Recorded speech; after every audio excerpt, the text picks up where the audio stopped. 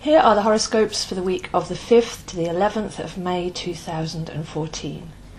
For a fair few weeks now we've had a cardinal grand cross pulling us in different directions, and this is about to move on later in the week, so we really will get the chance to have a bit of a pause and to see what we learnt through this expression.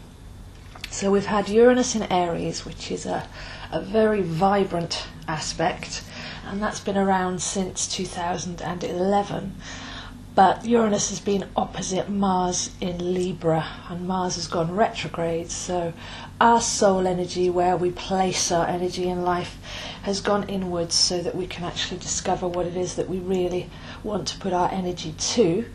And then Uranus in Aries is saying think differently, have a different vision, so that when we're ready to apply that energy, it's actually relevant and it's going to take us forwards on a higher, more knowledgeable, more wise level.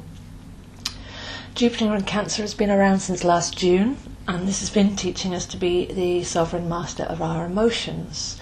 So much emotional programming has been undone during this spin cycle, and it's time for us to actually realise that it's not much point having feelings if they're not ours, or if they've been conditioned and are making us miserable. Pluto has been in Capricorn since 2008, opposite, which is breaking down, deconstructing, and helping us rebuild our castle on strong foundations. So that's all to do with core strength.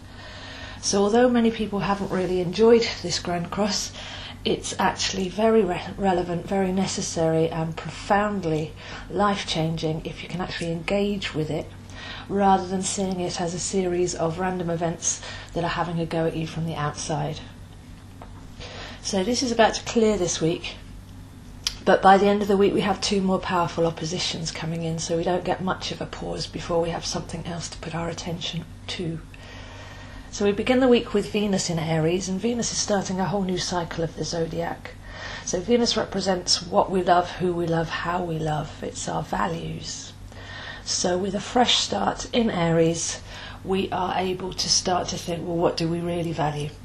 What is it that we want to build on? What is it that we want to produce?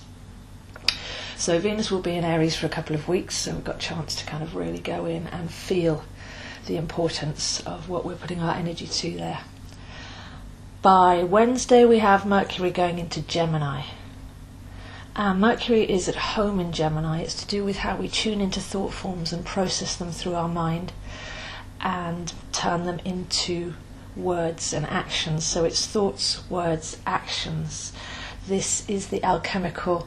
This is Mercury changing from one form to another, from liquid to solid. So it's literally our manifesting power, because everything begins in a thought form and then comes through us into reality. So with Mercury at home in Gemini, this will be a very quick, fast-moving, inspirational phase, again just for a couple of weeks, but we need to get into the flow of our thoughts and see what we're creating, and see if we can tune into higher thought forms rather than blankly joining the collective, because there are strong collective fields around, and if we're not conscious, then we will be thinking the thoughts of the most common denominator. So this will be a great opportunity for us to actually be aware of our mind, to watch our thoughts, and to tune into higher thought forms for greater inspiration. By the time we get to the weekend, we have two big oppositions. We have the Sun opposite Saturn and Mars retrograde opposite Venus. So both of those are very important. Saturn used to be seen as the Sun, and Mars opposite Venus is obviously a masculine versus feminine energy. So we have solar power, life force energy, and the balance of masculine and feminine. Now, when we work with an opposition, it can seem like things are pulling in different directions, but it's our job to find the fusion in the middle. So with a polarity, there's always a scale. So whatever comes up at the weekend and into next week, it's about being very honest, humble with ourselves, gentle, and going in and reflecting on our life force energy and our balance between not just masculine and feminine, but where we're trying and where we're receiving. Those are often out of balance. We can be pushing and trying and controlling, but unable to be still and receive and honour So where is your energy going? Is it wasted? Would it be better to just stop and receive, take a check and see what's actually going on rather than pushing forwards? Because Mars retrograde is saying take that energy inwards and see again what really matters to us.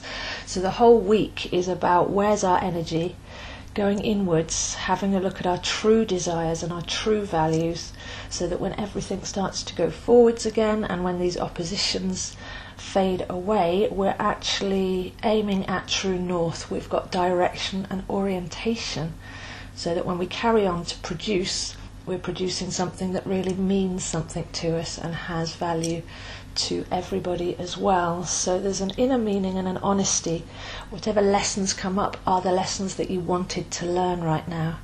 So it's not a victim stance, it's very much take one day at a time and constantly asking ourselves, what am I learning here and what's the meaning of this? And we should be able to navigate through the week quite successfully. So those are the horoscopes for this week, and I'll see you next week.